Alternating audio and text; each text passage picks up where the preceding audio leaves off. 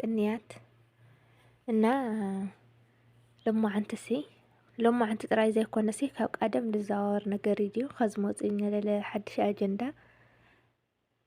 ጓልና ስዑድሲ ለሓዳር ኣይትኾኒ ዝብል በተዘዋወሪ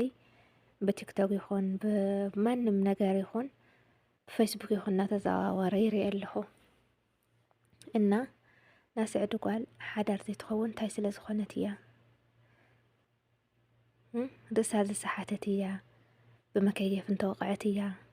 ብኸምዚ እያ ኣስዕድ ነበረት ለሓዳር ኣይትኾኒ ስዕድ ነበረት ሓዳር ዘይትኾነሉ መንገዲ ድማ ቅርሺ ብዙሕ ዝረአየት እያ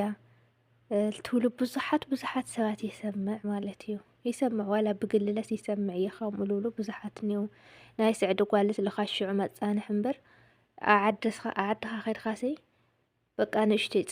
ጥዒት ቆልዓ ክትምርዐኒየካ ገለታት ብዙሕ ነገር ይሰምዕ እያ ዋላ ብግሊ ማለት እዩ ብሚድያ ዘይኮነስ ዋላ ብግልለ ከምኡ ልብሉ ኣሕዋትና መዓት ብዙሓት እኒው ማለት እዩ እዚኣ ኣረጊት ዳ ኮነቲ እዚኣ ከምዚ ዳ ኮነቲ እዚኣ እዚ ዳ ኮነቲ ዋ ኣሕዋተይ ከምኡ ይኾነ ናይ ስዕዲ ጓል ማለት እዩ ከፍቱ ተላዕሉ ለሓዳር ናይና ሓዳር ናይ ሓበሻ ሓዳር ልኸብድ ይኾነ ማለት ከፍቱ ላዕሊ ታሕቲ ዑመራ ጠርኒፋ ልትኸደላ ካብኡ ለዓቐብ ይኾነ ተነብ ዓድል ኣለዋ ሓዳር ልገብር ኣለዋ ወይ ከም ካቱናያት እንታይ ስሙሲ እንዲያም ሕልፊ ታብ ስደት ለላ ኩሉ ልረአየት ኩሉ ልተፈተነት እስታያ ብዝያዳ ዘትበልጽ ማለት እዩ ካልኣይ እንደገና ለይ ስዕደት ነበረት ጓልሲ ዓዳ ተኣትያ ለኣረገት ልሕሚ ትመስል ንሓጋይ ልሕሚ እያ ትመስል ከምዚ እያ ትመስል ዋ ኣታሰብኩም ርዳኣዊና ነብስኻ መሪፅኻ ትኸድካ وأزي أطاط عليه ولا تقدسنت لي ولا ليل بعلا لي طعمي لحمي ختبل تقدسنت عليه تبيس سو حولي ولا ويموني على ما تقبر له هنا يلك نفس خت حامق كاتبالا شخوا زي أوصل لدرجة لحم تمثل لدرجة خمسة تمثل وأحواتي بجهم با محارنا حدقنا باي مالت لحم قنا لمخنيات ما إنه مود سو كينو لو على اللي يخون خون تدلي مالتيو خلي مخون نيرو ግን ኣብ ስደት ለላ ጓል ተነሽተይቲ ልባዕላ ጥራይ ኢላ ይኾነት ትሓስብ ልርእሳ ልዕላማ ኢላ ይኾነት ትሓስብ ሓወይ ሓፍተይ ኣቦይኒ ጌጋ እኳ እንተኾነ ጌጋ እዩ ከምኡ ኢልካ ክትሓስብ መጀመርያ ነብስኻ ከተልዕል ዝግበካ ግን ኣብ ስደት ኮንካ ናይ ናፍቆት ናይ ፍቕሪ ጻምእ ስለለለካ ግዲ እዩ ኾኑ ይመስለኒ ናብ ቤተሰብና ሓውና ዓሌት ይኸና ሓሰብካ ትኸድ ናግልኻ ናይ ባዕልትኻ ሓሲብካስ ኣይትጓዓዚ ማለት እዩ እና خبرات حواتي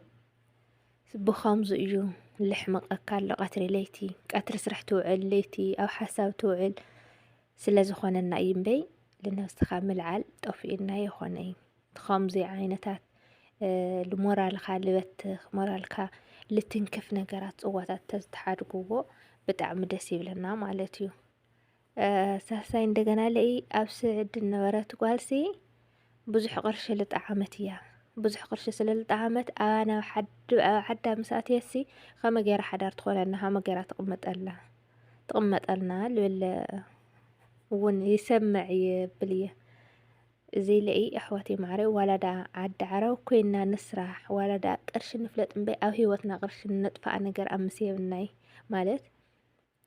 لحزنايا علامة لحزنايا بتلي أو زه الساعات للسه بتحت عواتنا دقة نشتنيوا كندي سو علامة كندي سو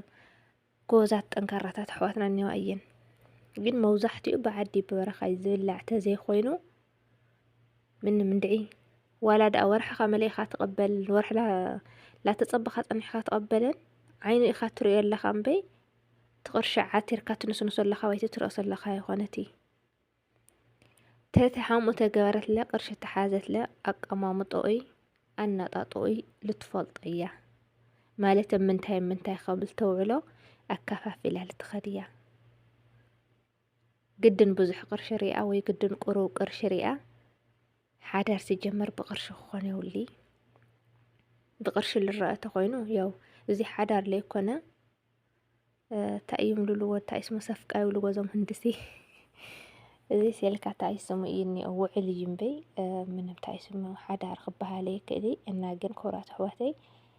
ሓዳር ንጓል ናይ ስዑዲ ሓዳር ኣይትኾኒ እያ ከምዚ ትገር እያ ኣይትወሉ ትኾኒ ፈረቓ እያ ኣይትኾነናይ ተወልኩም ድማ